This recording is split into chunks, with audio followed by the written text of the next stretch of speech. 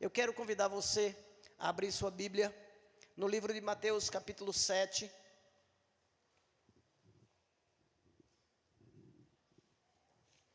Esse texto que nós vamos ler está inserido ainda dentro do Sermão do Monte. É o versículo 21 até o versículo 23.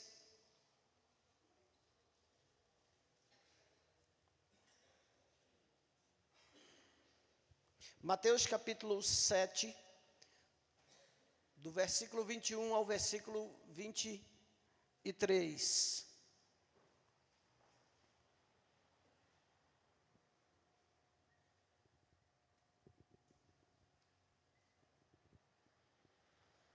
O texto diz: nem todo aquele que me diz, Senhor, Senhor, entrará no reino dos céus, mas apenas aquele que faz a vontade de meu Pai, que está nos céus. Muitos me dirão naquele dia, Senhor, Senhor, não profetizamos em teu nome não expulsamos demônios, e não realizamos muitos milagres? Então eu lhes direi claramente, nunca os conheci. Afastem-se de mim vocês que praticam o mal. Que Deus aplique esta porção da sua palavra no nosso coração, na nossa vida, nesta noite, mais uma vez, em nome de Jesus. Eu quero convidar você para mais uma oração. Vamos orar mais uma vez. Sentado como você está, curve a sua cabeça, feche os seus olhos e peça ao Senhor que continue falando ao seu coração. Querido Deus, eu quero te glorificar, Senhor, porque tu és bom. Eu quero te bendizer porque as tuas misericórdias têm alcançado a minha vida e a vida da tua igreja de forma muito intensa. Eu quero, meu Deus, te agradecer pelo privilégio de ter sido alcançado, Senhor, por esta revelação tão importante que mudou as nossas vidas. Saber que existe um Senhor e Salvador e que Ele está nos dando a oportunidade de, pela fé, aceitá-lo, recebê-lo no coração, é tão importante, Pai. Obrigado, Senhor, por tão grande amor. Obrigado, Senhor, por tão grande generosidade. Te agradeço, Senhor, nesta noite, por este privilégio que é estar na tua casa, na tua presença, e poder viver dia após dia servindo ao Senhor. Como é bom estar, Senhor, em comunhão contigo, como é bom estar em comunhão com os meus irmãos, como é bom, ó Deus, partilhar, ó Deus, destas boas novas, deste evangelho, Senhor. Agora, Senhor, diante da tua palavra, da tua preciosa palavra, nós estamos e queremos, ó Deus, que o Senhor continue falando ao nosso coração, nos ensinando o caminho a trilhar, nos conduzindo ao caminho eterno, tirando de nós, ó Deus, Senhor, coisas que atrapalham, ó Deus, a caminhar no caminho justo do Senhor. Fala conosco, Pai, em nome de Jesus Cristo. Amém. Glória a Deus. Esse texto é um texto bem interessante, porque esse texto traz dois conceitos, que são os conceitos de dizer e fazer. Existe aí uma contraposição, Jesus coloca de forma paradoxa esses dois conceitos, e nos leva a pensar sobre a ideia de compromisso. E a ideia de compromisso é uma ideia bastante complicada, vaga nos dias de hoje. Nós estamos vivendo um tempo de pouco compromisso. Parece que as pessoas hoje não querem muito se envolver Parece que as pessoas nos dias de hoje não querem muito se comprometer. Nós vemos hoje pessoas se esquivando, né, para não se envolverem e se responsabilizarem diante das situações. A gente vê hoje uma falta de compromisso muito grande na área social. Uma cena que até hoje tem na minha cabeça e que ainda me choca.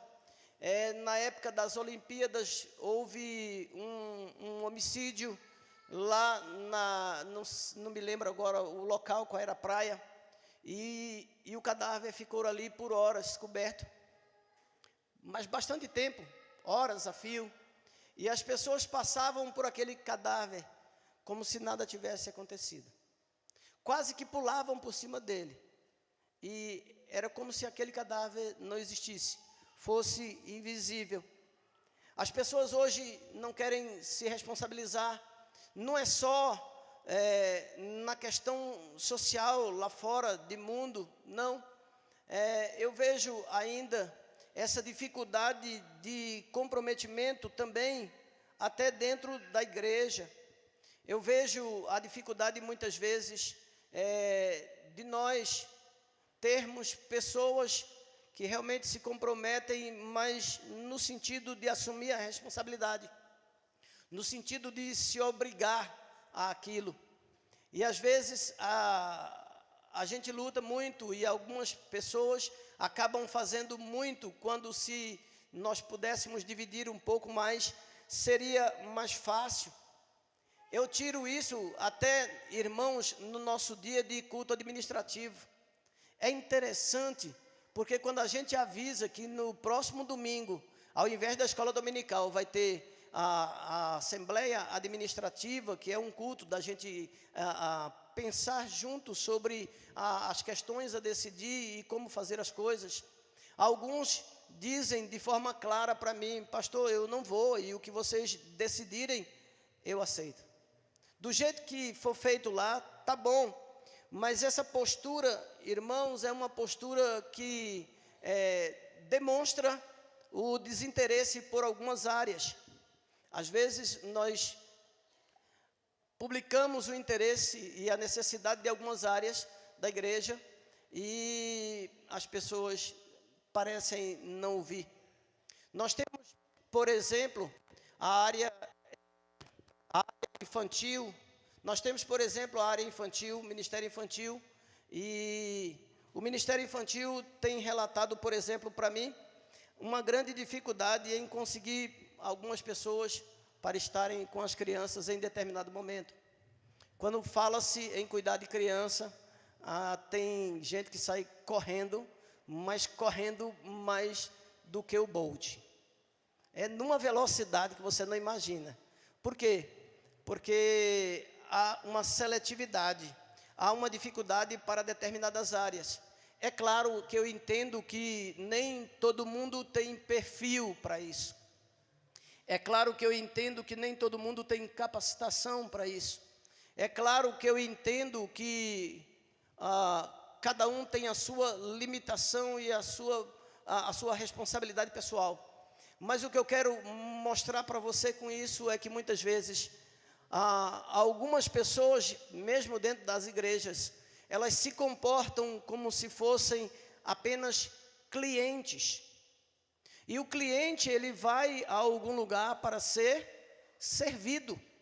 O cliente, quando vai, por exemplo, a um restaurante, ele chega no restaurante, ele senta-se, né, ao redor da mesa, e ele espera que alguém sirva ele.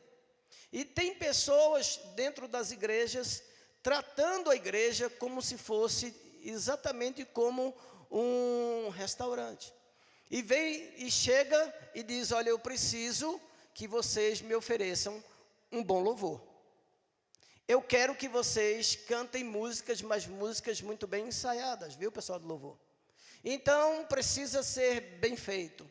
Olha, eu vou lá no domingo à noite, mas eu quero que quando eu chegar lá, tenha alguém que saiba fazer a divisão de voz lá no vocal. E eu espero que o culto seja um culto muito agradável. Porque se esse culto não for bom aos meus olhos, aos meus ouvidos, sabe o que é que eu vou fazer como cliente? Eu vou procurar outro lugar, outro restaurante. Mas eu quero que você entenda que a palavra de Deus nos conduz ao entendimento de que cristão é diferente. De que a mentalidade cristã é diferente da mentalidade de cliente. Não estamos aqui para ser servidos. Nós estamos aqui, assim como Jesus disse, estamos aqui para, diga comigo, eu estou aqui para servir. Quando você vem aqui no domingo à noite, no domingo de manhã, num culto de semana, você vem com a proposta de oferecer algo. Você vem para cá porque você entende o favor de Deus na sua vida e por isso, em contrapartida, você está aqui para adorá-lo. É uma das coisas que ele procura adoradores que o adorem em espírito e em verdade. Ele espera que o povo dele se reúna para adorá-lo. Então, quando a gente vem para cá, a gente não vem querendo ser nós servido. Não. A gente vem para cá porque a gente entende que o verdadeiro cristão precisa se comprometer. E é interessante porque Jesus faz o contraste. Observe que Jesus aqui faz um contraste. Ele diz que nem todo aquele que diz Senhor, Senhor, entrará no reino dos céus. Mas quem é que vai entrar no reino dos céus? Aquele que faz. Então dizer é uma coisa, fazer é outra. Dizer, a gente pode dizer um monte de coisa.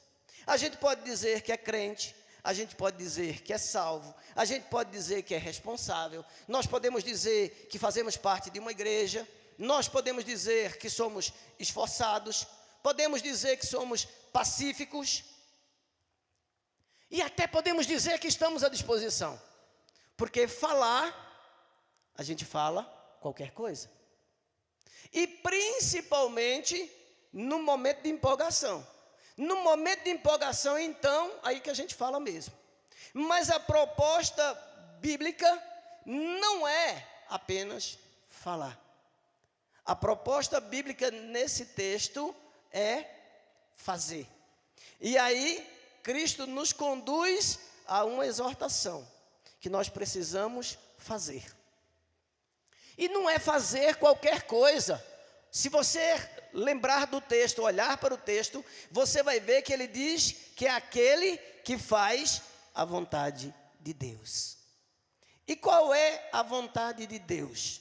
Talvez fosse uma pergunta próxima, lógica. Pastor, então tá, Jesus está dizendo para nós fazermos a vontade do Pai, que é Deus. Tá, e qual é a vontade de Deus? Primeira coisa que revela a vontade de Deus é sermos filhos obedientes. Observe que o texto diz, fazer a vontade de meu Pai. Só chamamos alguém de pai quando somos filhos desse alguém. Quando chamamos Deus de Pai, significa que nós temos no coração e na mente o entendimento de que nós somos filhos. E os verdadeiros filhos são filhos obedientes. Então, fazer a vontade de Deus, fazer a vontade do Pai, é ser obediente. O verdadeiro teste do discipulado, irmãos, é a obediência. É interessante que, quando você olha para o texto, você vai ver que nem mesmo a pregação, que nem mesmo a operação de milagres, podem provar que uma pessoa é aceita diante de Deus. Observe que o texto diz assim, muitos me dirão naquele dia, Senhor, Senhor, não profetizamos em teu nome? Nós não expulsamos demônios, nós não realizamos milagres. Mesmo com tudo isso,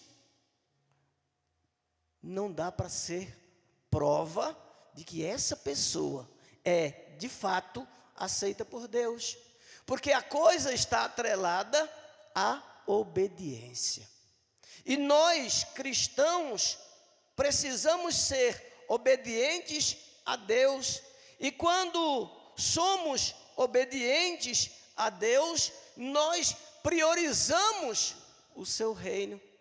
Lá em Mateus capítulo 6, versículo 33, diz de forma muito clara: buscai primeiro o reino de Deus e a sua justiça. Às vezes estamos em busca de muita coisa, às vezes estamos priorizando muita coisa, às vezes a nossa lista de prioridade é tão grande que não sobra espaço para nós nos comprometermos com a obra de Deus. Às vezes não sobra tempo para fazer uma oração de 10 minutos. Quem sabe não sobra tempo para fazer uma oração diária de 5 minutos. Quem sabe não dá tempo durante um dia de falar com uma pessoa de que Deus é bom e de que Jesus Cristo salva.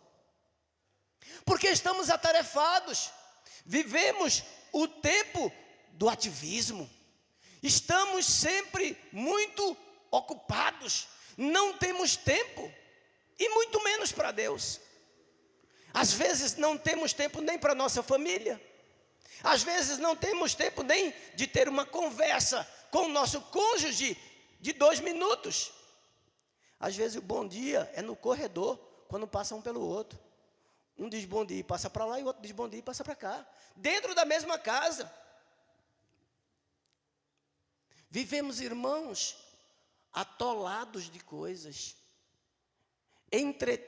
Às vezes o entretenimento também envolve tanto a nossa vida, a distração envolve tanto a nossa vida, que não conseguimos nem almoçar juntos, nem no final de semana. Porque quando chega a hora do almoço, um pega o prato, corre para um lado, o outro pega o outro prato, corre para o outro, o outro pega o outro e corre para o outro. Às vezes, a mãe precisa avisar ao filho ou à filha que o almoço está pronto, e ela manda um WhatsApp: filha, o almoço está pronto. E a filha que está no quarto fala: não fala nada, né? Isso é só o dedinho. Bota o dedinho assim, né? Bota o dedinho assim. Irmãos, isso não é a forma proposta por Deus para nós cristãos. Temos que saber administrar o nosso tempo, temos que saber administrar a nossa vida, temos que aprender a nos comprometer com Deus e colocá-lo de fato em primeiro lugar nas nossas vidas. Amém? Eu sei que é difícil dar amém nesse momento, porque talvez eu esteja sendo confrontado, talvez você também esteja sendo confrontado com a sua realidade. Quem sabe você, talvez eu, quem sabe nós estejamos vivendo esse tempo de ativismo, essa falta de tempo, e por isso temos dificuldade de dizer: eis-me aqui, Senhor, envia-me a mim. Nós temos aqui na igreja alguns cultos que nós chamamos de cultos oficiais. Nós temos, vamos começar pelo domingo. Domingo nós temos domingo pela manhã, escola bíblica dominical, domingo à noite, terça-feira, que é o culto de estudo bíblico, quinta-feira, que é o culto de oração e edificação espiritual, sábado é dos departamentos, e aí vai, né? E tem a consagração também. Mas o tempo está tão corrido que a gente percebe nitidamente que as pessoas precisam dividir-se em meio a esses cultos. Ela faz uma conta e diz: só posso ir no domingo. E no domingo à noite. Ou se ela vem no domingo de manhã, aí ela não vem à noite. Ou se ela vem à noite, não vem de manhã.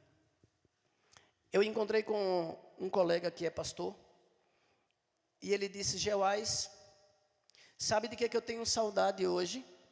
Eu digo: do que, pastor? Ele disse: eu tenho saudade do tempo em que os crentes eram domingueiros. Eu falei: sério? Ele falou: sério. Eu tenho saudade daquela época em que os crentes eram domingueiros. O que é um crente domingueiro, irmãos? É aquele crente que só pode vir ou só está aqui no domingo. E eu falei para ele, mas nem no domingo. Ele falou, rapaz, sabe o que tem acontecido? O caba vem num domingo e no outro não. Aí vem no outro domingo e no outro não.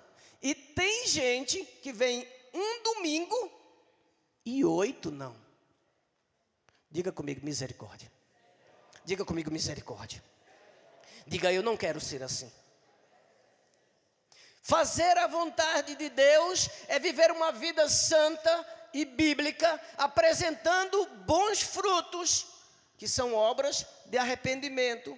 O próprio Jesus fala sobre isso um pouquinho antes. No capítulo 7, a partir do versículo 15, ele começa a alertar contra os falsos profetas, e ele diz que é pelos frutos que se conhece a árvore. Fazer a vontade de Deus é querer viver uma vida santa, é querer viver uma vida bíblica, é apresentar frutos, boas obras, é as pessoas olharem e dizerem, ainda que ele não diga nada, esse aqui eu o reconheço como um homem de Deus. Essa aqui, eu a reconheço como mulher de Deus. Isso é fazer a vontade de Deus. Fazer a vontade de Deus não é apenas carregar um título de cristão, muito menos ter uma Bíblia linda e maravilhosa e andar com ela, embora isso seja importante, sim. Fazer a vontade de Deus é testemunhar, dar testemunho de vida a respeito de Jesus Cristo. Amém? Quando as pessoas olham para nós, o que mais pesa não é o que nós dizemos. O que mais pesa quando as pessoas olham para nós é o que nós fazemos. Porque eu posso dizer que sou crente, eu posso dizer que pertenço à Igreja Batista Getsemane como membro, mas eu posso dar um mau testemunho e aí denegrir o Evangelho, denegrir o próprio Cristo, né? O testemunho. E aí alguém vai olhar e vai dizer, se um dia eu for crente, eu não quero ser como ele. Diga misericórdia mesmo, mas pode dizer mesmo, sem medo.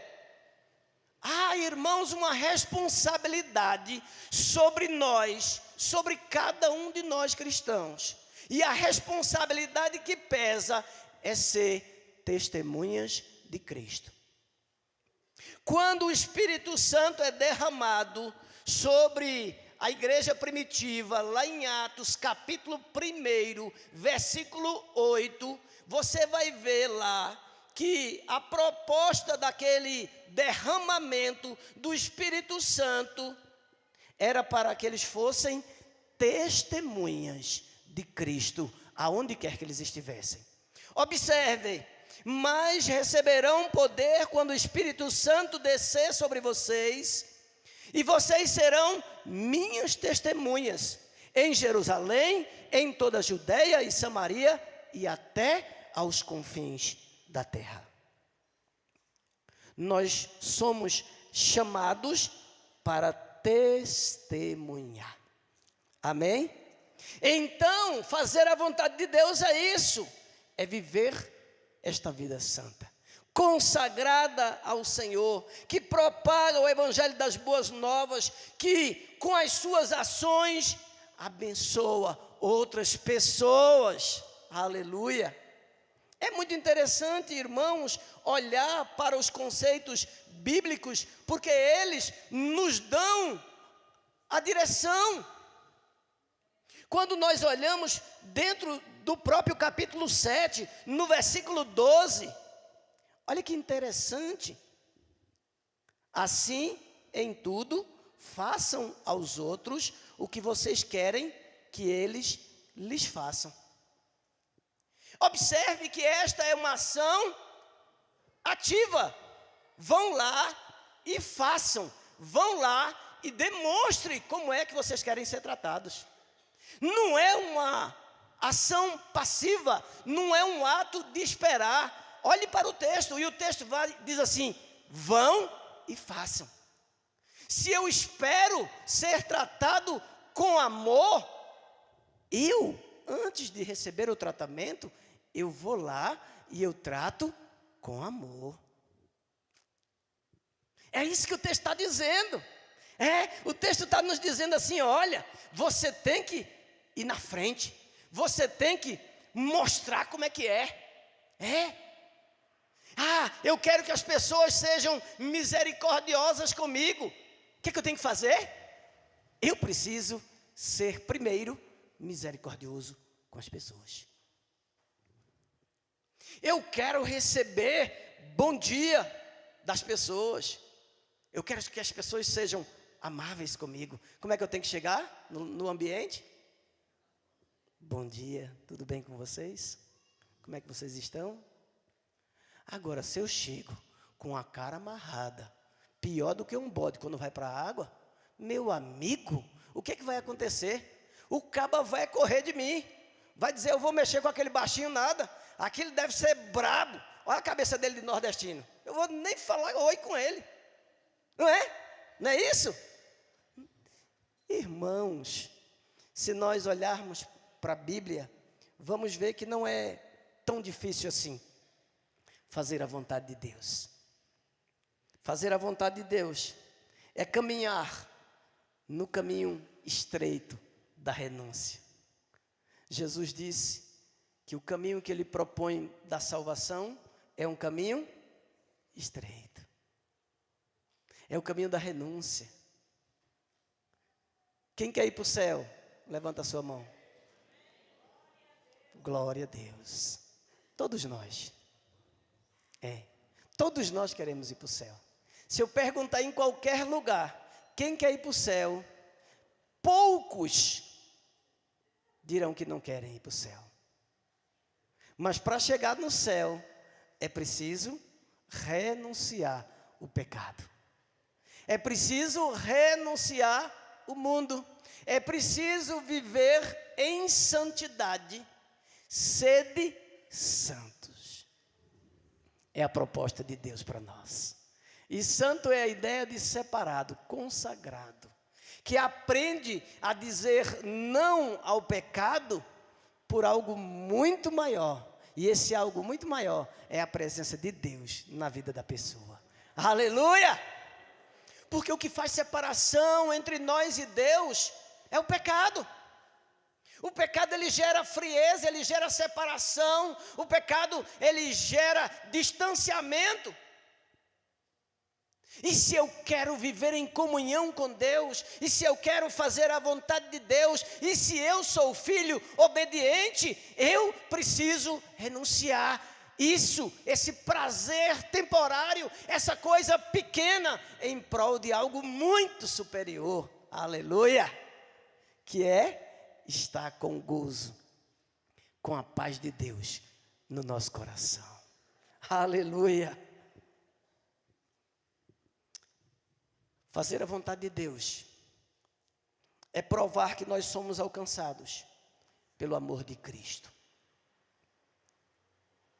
Não basta apenas dizer que nós amamos a Deus.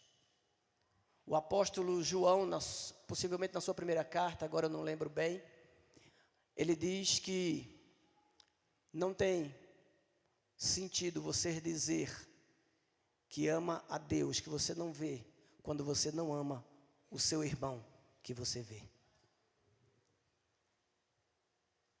Somos chamados, irmãos, a nos comprometermos com tudo isso que foi dito. Somos chamados a viver uma vida diferente, não para se exibir, não para ser considerado melhor do que ninguém, porque ninguém é melhor do que ninguém, mas é para glorificar a Deus, para provar que nós somos filhos, e filhos que entendem as recomendações, as ordens do seu Pai. Aí nós poderemos ser enquadrados naquele que vai entrar no reino dos céus. Queremos viver uma vida com Deus. Queremos os benefícios do Deus Todo-Poderoso. Mas precisamos entender que esse benefício tem o custo da renúncia para estar na presença de Deus. Amém? E nem por conta disso, isso não deixa de ser um prazer muito grande. Não é um esforço que você não possa cumprir. Não é nada que você não possa fazer. Sabe, pastor, eu não dou conta. Você dá conta. O Espírito Santo vai te ajudar, te conduzir, te fortalecer, te dizer, fazer com que você diga não ao pecado. Tudo que você precisar, o Espírito Santo vai agir em você para tudo isso aí. Mas não esqueça que a responsabilidade humana Deus coloca sobre nós. Ele é soberano. Ele que realiza. Ele que faz as coisas acontecerem. Nós só estamos aqui servindo a Deus porque é Deus que tem nos fortalecido a isso, amém? É verdade. Estamos aqui porque o Espírito Santo nos trouxe. Maravilha, é isso. Mas sobre nós pesa a responsabilidade humana. E com essa responsabilidade humana, e ciente dela, nós vamos caminhar, marchando para o céu com alegria. Aleluia! Queremos sim, muitas vezes ser tratados de loucos. Queremos. Se isso for algo relacionado a priorizar a obra do Senhor, pode me chamar de louco. Pode me chamar de beato, pode me chamar de maluquinho, tem problema não. Aí eu faço igual aquele cântico, eu quero é Deus. Não importam o que vão pensar de mim, não importa o que vão pensar de mim, eu quero é Deus, eu quero é Deus. E o caba tem tanta certeza quando canta isso, que no final ele dá um grito. Não é? Na música ele não dá um grito no final? Eu quero é Deus. Aí quem está de fora diz, pronto, agora ficou doido de vez. Agora tem que chamar, né, os homens que trabalham no HPAP. Porque agora o negócio ficou feio. Não, agora é que o negócio ficou bonito. Porque é melhor você louco no céu do que você muito certinho no inferno. Muito cheio de razão no inferno. Então eu prefiro ser considerado louco, mas continuar entendendo essa palavra como importante e me comprometendo. Quando você for convocado para alguma tarefa, como servo, procure dizer sim. É claro que em algumas circunstâncias você não vai poder dizer sim. Mas procure pensar melhor antes de dizer não.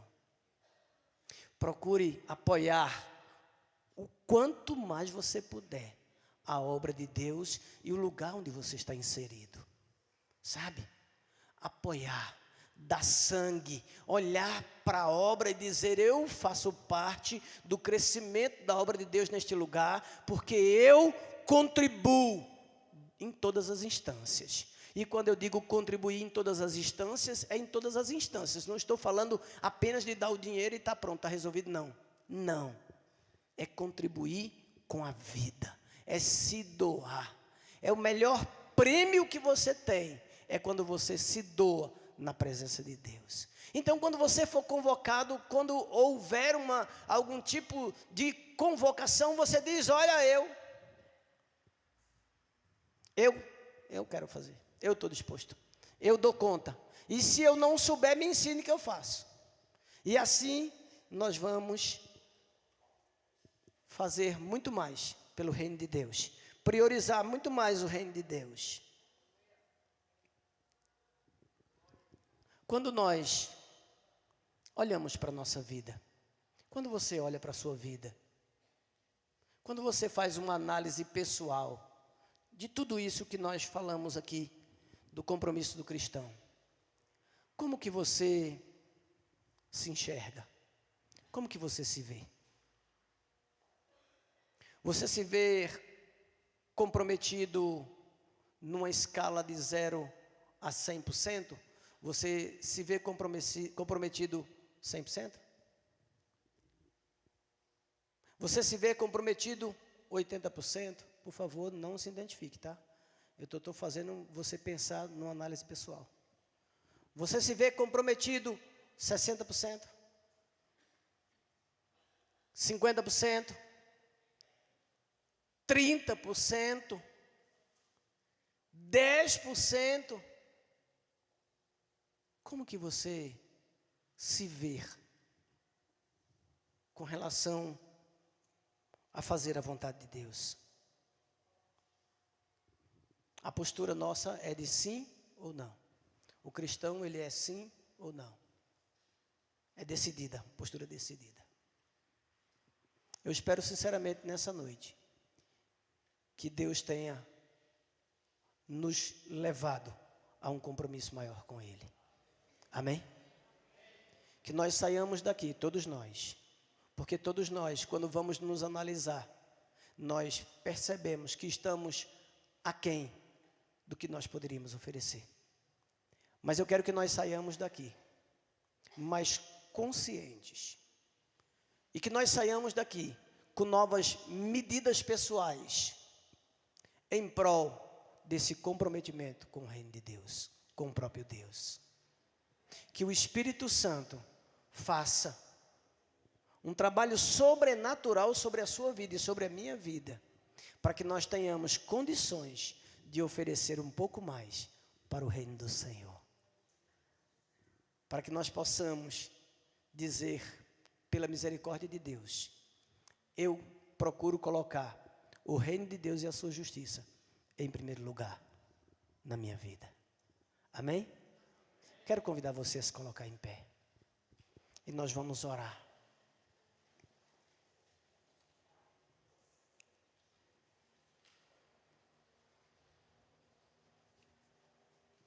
Feche os seus olhos. Como eu disse, a análise foi pessoal. O exame foi pessoal. Mas você tem o resultado do seu exame aí com você. Então, baseado no seu resultado pessoal aí, eu quero que você ore ao Senhor, pedindo que Ele aumente um pouco esse seu percentual. Eu não sei se o seu resultado foi 50%, não sei se ele foi 70%, se ele foi 90%, se ele foi 30%, não sei qual foi o resultado. Mas seja qual for o resultado, peça a Deus para aumentar o seu percentual, para aumentar o seu amor por Ele, porque a Bíblia diz que nós devemos amar a Deus sobre todas as coisas. Querido e amado Deus, nós estamos aqui, Senhor. Estamos aqui, Senhor, diante do Senhor, diante da Tua palavra, diante dos Teus ensinamentos, e nós não queremos apenas falar, nós não queremos apenas dizer, mas nós queremos ser verdadeiramente Seus discípulos.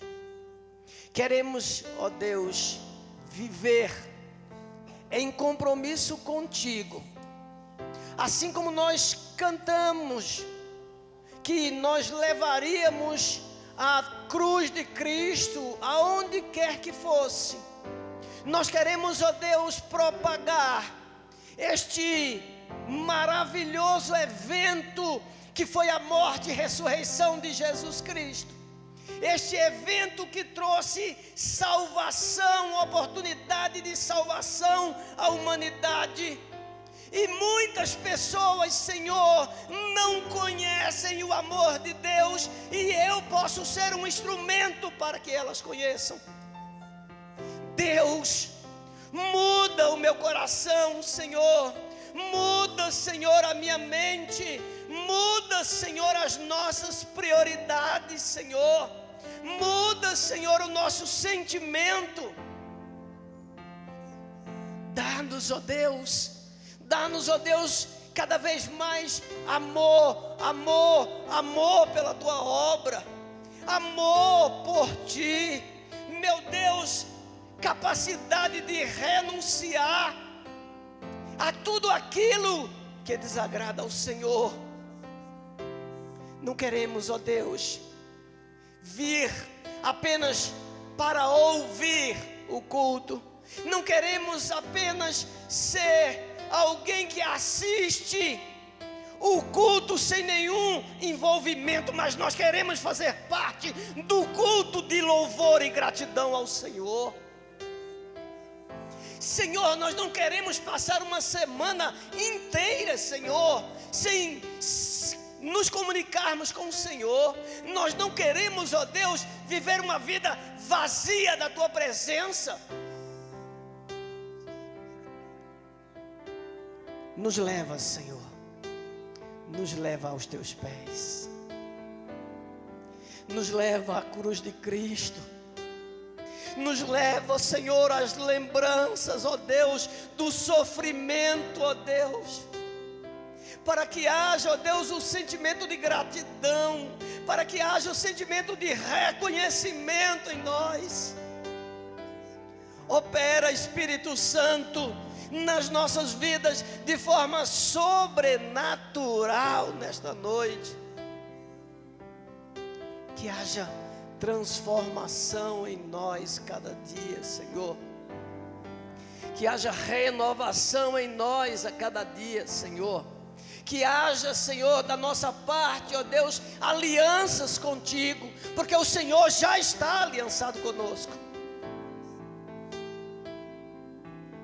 E que cada um de nós seja de fato uma testemunha viva de que Jesus Cristo salva, cura, liberta e leva para o céu. Em nome de Jesus Cristo, nós oramos ao Senhor. Em nome de Jesus. Amém. Glória.